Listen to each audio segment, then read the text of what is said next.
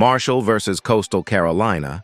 Thursday night lights will burn bright in Conway, South Carolina, as the Marshall Thundering Herd, 4-3, 2-1 Sun, belt storms into Brooks Stadium to face the Coastal Carolina Chanticleers, 4-3, 3-1 Sun Belt.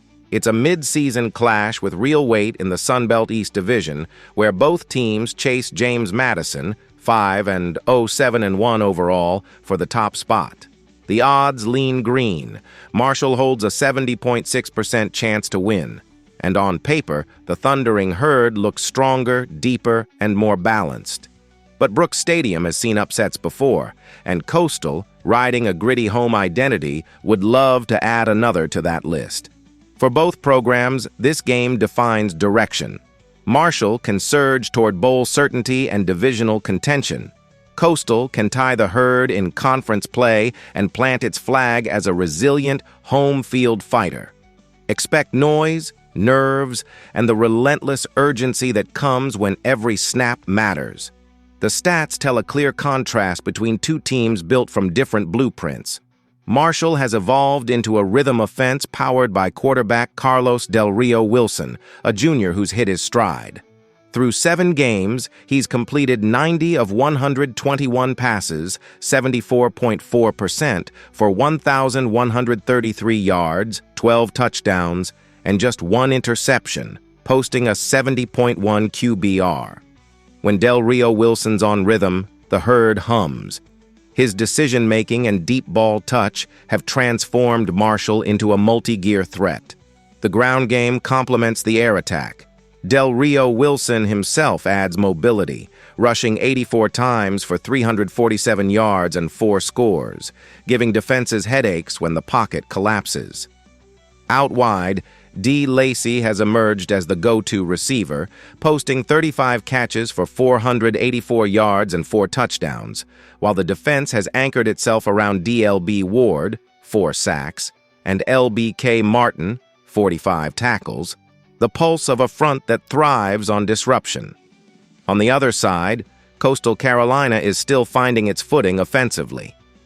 Sophomore quarterback Tad Hudson has thrown for 447 yards, 3 touchdowns, and 3 interceptions, while completing 54.4% of his passes. The Chanticleers lean on Jay Simpkins, a back who's logged 61 carries for 360 yards and 2 touchdowns, giving Coastal flashes of balance when the passing game struggles. Receiver B. Graves leads with 19 receptions for 158 yards, and on defense, DEZ, Campbell, 4 sacks, and SX. Gordon, 37 tackles, serve as stabilizers in a unit that's shown both toughness and volatility. In total production, Marshall holds a decisive advantage: more yards, better efficiency, and stronger control on both sides of the ball. But the matchup's core tension is style versus setting. Marshall's high-function offense against Coastal's scrappy bend-don't-break defense, energized by the home crowd. Momentum tilts green. Marshall has won 4 of its last 5, riding a streak of resilience that's seen them survive overtime duels and dominate in regulation. Their latest victory came in a thriller, a 40-37 double overtime win over Texas State. Before that, they dismantled Old Dominion 48-24, bounced back from a narrow 54-51-2 overtime loss to Louisiana, and handled Middle Tennessee 42-28 and Eastern Kentucky 38-7 with poise and precision. Each week, the Herd's offense has sharpened, averaging over 40 points across the last 5, while the defense has forced key stops in clutch moments. They've shown versatility, quick strikes when needed, long drives when clock control matters. Coastal Carolina, meanwhile, is steady but streaky. They've won 3 of their last 5, highlighted by a 45-37 statement win over Appalachian State and a 23-8 grindout over UL Monroe. But those highs are tempered by a 47-7 loss to Old Dominion, a result that exposed their inconsistency in protection and perimeter tackling. The Chanticleers' victories have come from discipline, controlling tempo, forcing turnovers, and leaning on their defense to set tone. But against teams with sustained offensive rhythm, cracks appear. Their average scoring margin is slim, their yardage output limited, and their passing rhythm still searching for identity. Marshall is surging. Coastal is surviving. One enters with swagger, the other with something to prove. This matchup belongs under the lights, because both quarterbacks carry the fate of their teams squarely on their shoulders. Carlos Del Rio Wilson is having a breakout season. His 1,133 passing yards, 12 touchdowns, and only one pick tell the story of precision and poise. His 74.4% completion rate is elite, and his 165.7 efficiency versus conference teams underscores just how sharp he's been in league play. Away from home, he's even better, completing 78.6% of passes for 529 yards and 7 touchdowns, with a stellar 109.2 rating. When the game stretches, he responds. In October alone, he's posted 406 yards, 3 touchdowns, and a 158.1 rating, carving defenses with anticipation throws and composed pocket movement. Whether hitting the deep seam or rolling right to extend plays, Del Rio Wilson's dual-threat command turns broken plays into daggers. Across the sideline, Tad Hudson is still learning the highs and lows of leading a college offense. His 56 completions on 103 attempts, 54.4%, have produced 447 yards and 3 touchdowns, but the 3 interceptions reveal growing pains. Against conference foes, his 58.6% completion and 106.7 rating show improvement, yet inconsistency remains the storyline. At home, Hudson's efficiency dips, 51.1% completion, 83.1 rating, reflecting how opposing defenses have thrived in Brooks Stadium's tight quarters.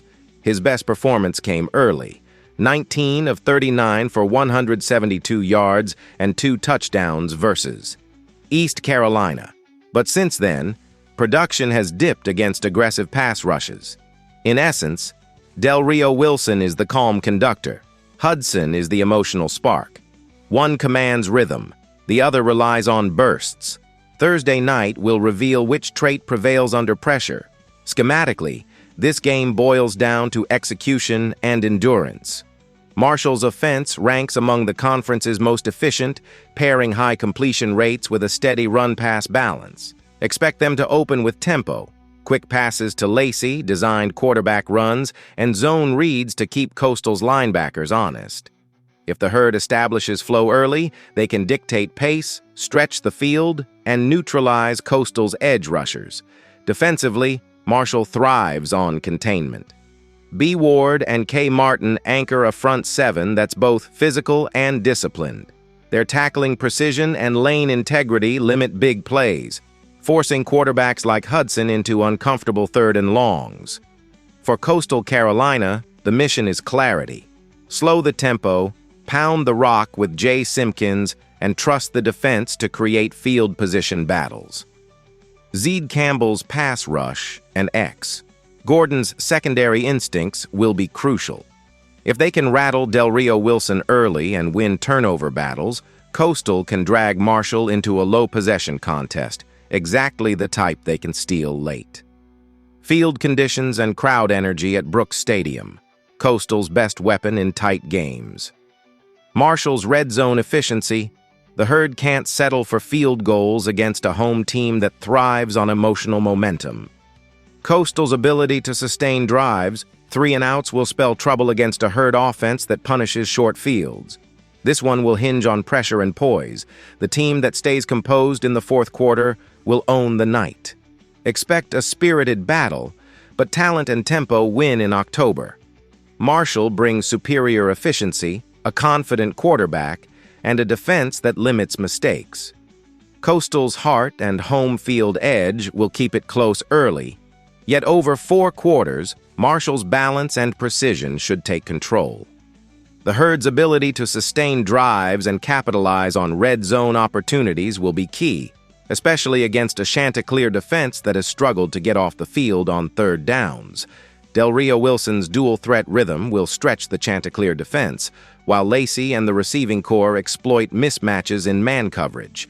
Expect Marshall to mix tempo and formation variation, forcing Coastal to adjust pre-snap and opening lanes for quick strikes. On defense, Martin's tackling and Ward's pass rush should contain Simpkins and force Hudson into high-risk throws. If Marshall's secondary can maintain discipline in zone coverage, turnovers could follow, potentially flipping field position and momentum.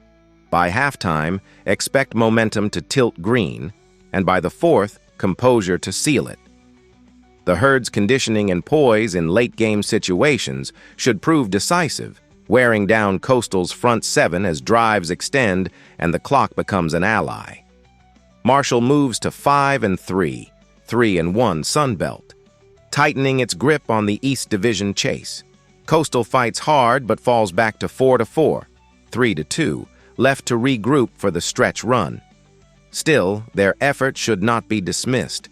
They remain capable of influencing the division race, even as Marshall continues its push toward a postseason berth and potential title contention. After analyzing both teams, my pick for this match is Marshall winner. Drop your thoughts and predictions in the comments box. Tulane Green Wave versus UTSA Roadrunners. Two American Athletic Conference programs collide deep in the heart of Texas as the Tulane Green Wave, 6-1, 3-0 AAC, roll into the Alamodome to face the UTSA Roadrunners, 3-4, 1-2 AAC on October 30th. Tulane enters as a clear favorite, carrying the momentum of a contender and a 65% win probability, while UTSA fights to steady its season and claw back into the conference picture. The Green Wave have surged into second place in the AAC standings, trailing only Navy's perfect mark. UTSA, meanwhile, sits in the bottom half of the table, trying to turn potential into production. The stakes are clear. Tulane can strengthen its push toward a conference title, while the Roadrunners are desperate to prove they still belong in the fight. It's a clash of contrast. Tulane's balanced efficiency versus UTSA's explosive unpredictability. Under the lights in San Antonio, every throw, every tackle, every snap will matter. Tulane's identity this year has been built on control and balance. Quarterback Jake Retzlaff, a junior from Corona, California, has piloted the Green Wave offense with poise and precision, completing 61.1% of his passes for 1,428 yards, 6 touchdowns, and just 1 interception. His decision-making has kept Tulane's offense steady, and his QBR of 79.9 ranks among the top in the conference. On the ground, Retzlaff adds a surprising second punch.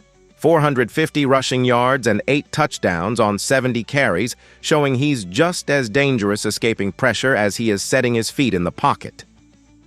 Running back R. Henry Jr. anchors UTSA's attack with a thunderous presence, pounding out 868 yards and 9 touchdowns on the year. The Roadrunners lean on him to control tempo and open play action for their passing game. Out wide, Tulane's S. Preston leads the receiving corps with 314 yards and 1 score on 20 receptions, while UTSA counters with D. McEween, who's racked up 364 yards and 4 touchdowns on 35 catches. Defensively, Tulane leans on its speed and discipline. Linebacker H. Dyson leads the pass rush with 4.5 sacks, while safety J. Chien Cho anchors the secondary with 48 tackles, showing a knack for cleaning up open field plays. For UTSA, N. Anyanwu leads the charge with 5 sacks, and S. Banks Jr. remains the defensive heartbeat with 45 tackles, showing resilience against both run and pass. Tulane's formula is methodical: grind out drives, protect the football, and rely on an opportunistic defense. UTSA's blueprint is more volatile: force big plays, ride their running game, and trust McCown's arm to strike deep when defenses cheat up. The heart of this matchup will hinge on whether Tulane's disciplined secondary can contain UTSA's vertical threats, and whether the Roadrunners' front can keep Retzlaff from finding rhythm on designed runs and rollout throws. Tulane has been rolling. The Green Wave are on a 3-game win streak, taking down Army 24-17, East Carolina 26-19, and Tulsa 31-14. Their lone loss came earlier in the year to Ole Miss, a tough SEC opponent, before rebounding with command and composure. Over those last 3 outings, Tulane's offense has found its stride, averaging over 27 points per game, while the defense has tightened, holding opponents under 20 in each of their last 2 wins. They're not flashy, but they're relentless. Each week, the Green Wave look more like a team ready to contend for the AAC crown. UTSA, on the other hand, has stumbled. After a 48-20 season-opening win over UIW and a gritty 17-16 road win over Colorado State, the Roadrunners have dropped 3 of their last 4. A 61-13 blowout of Rice showed their offensive potential, but losses to Temple, 27-21, and North Texas, 17-15, revealed their inconsistency. In those defeats, the offense sputtered late, managing just 15 and 21 points in tight, winnable contests. The defense kept them alive, but execution faltered when it mattered most. If UTSA can't string together 4 quarters of clean football, Tulane's efficiency could quickly put this one out of reach. Momentum favors Tulane. Urgency defines UTSA. That's the combustible mix that sets the stage in San Antonio. Retzlaff is the steady hand. His 61.1% completion rate, 1,428 passing yards, and 6-to-1 touchdown-to-interception ratio define a quarterback who wins with control. He doesn't force throws. He extends plays with his legs, compiling nearly 450 yards rushing and 8 scores. The dual-threat anchor Tulane's offense revolves around. His recent stretch has been clinical. Against Duke, he threw for 245 yards and 3 touchdowns on 65.2% passing. Versus Army, he delivered 281 yards with precision and mobility, maintaining a 75% completion mark. His conference splits are even sharper: 68.4% completions, 850 yards, 4 touchdowns, and a 155.4 efficiency rating in AAC play. Across the field, Owen McCown represents a gunslinger's spirit. The junior from Rusk, Texas, has completed 63.4% of his passes for 1,310 yards, 13 touchdowns, and 4 interceptions, a stat line that screams high risk, high reward. His QBR of 45.0 doesn't tell the whole story. When he's hot, McCown is electric. When he's pressured, volatility creeps in. At home, McCown has been far better.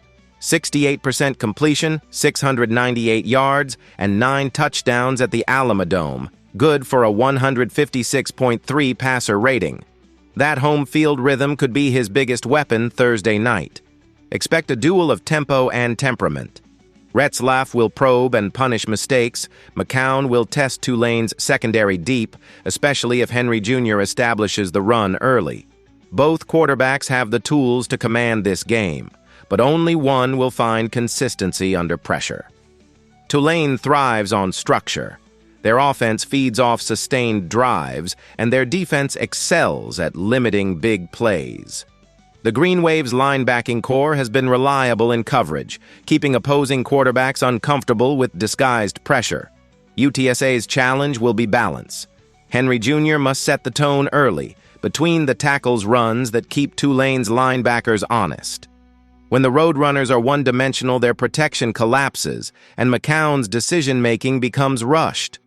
Tulane's edge lies in efficiency and depth. Their defensive front has produced steady penetration, forcing opponents into long third downs and limiting explosive plays through disciplined gap control. If they can bottle Henry Jr. and control the clock through Retzlaff's dual-threat ability, they'll dictate pace and position, turning this into the kind of grinded-out game where they excel. Their balance on both sides of the ball gives them the flexibility to adjust mid-game, something few AAC teams have managed this season. UTSA's key is to create chaos, win the turnover battle, exploit single coverage downfield, and capitalize on home energy.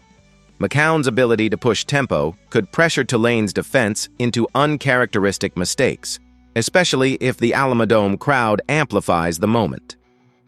UTSA thrives in chaotic games, relying on early deep shots or special team sparks to shift momentum. The matchup hinges on composure, Tulane's precision against the Roadrunners' urgency and emotional edge, Tulane's S. Preston as a chain-moving target in key downs, and UTSA's D. McEwen as a red zone weapon. Defensively, Dyson's pressure off the edge could swing possessions, while Banks Jr.'s tackling will determine whether short passes turn into chunk gains. Preston's reliability on third and medium situations has quietly been one of Tulane's most consistent offensive assets, giving Retzlaff a trusted outlet when plays break down. For UTSA, McEwen's blend of size and body control makes him a nightmare matchup near the goal line, particularly on fades and crossers designed to exploit single coverage. Both coaching staffs know the stakes. For Tulane, it's about championship composure, staying true to a system built on balance and patience, avoiding the emotional swings that often come with road environments. For UTSA, it's about survival and resurgence, rediscovering the fire and fluidity that once made them a dark horse contender. Expect Tulane to lean on balance and precision, wearing down UTSA's defense through sustained drives and well-timed play action. UTSA, meanwhile, will chase momentum and explosion, looking to spark their crowd with aggressive play calling and vertical shots. The battle of discipline versus daring will define the night, a clash between a team that knows how to win and one desperate to remember how. This matchup feels like a study in contrast. Tulane's methodical confidence against UTSA's desperate energy. The Green Wave enter with poise, depth, and direction. The Roadrunners enter with heart, but uneven rhythm. Tulane's structure and discipline have been the hallmarks of their season, while UTSA's volatility makes them both dangerous and unpredictable. Retzlaff's calm under pressure, paired with Tulane's sturdy defensive front, should carry the visitors through the noise of the Alamodome. Expect McCown to land some big plays, especially early, but Tulane's defensive adjustments and offensive balance will wear UTSA down as the night unfolds. The Green Wave excel at dictating tempo, forcing opponents to play at their pace and minimizing self-inflicted errors. If their offensive line holds up against UTSA's pass rush, Retzlaff's precision and decision-making should steadily tilt the field in their favor. Efficiency, execution, and quarterback composure define the difference. The Green Wave keep their AAC title chase alive, while the Roadrunners are left searching for consistency as November looms. UTSA's effort and emotion may flash, but Tulane's patience and experience should ultimately prevail, showcasing why they remain one of the most complete and well-coached programs in the conference.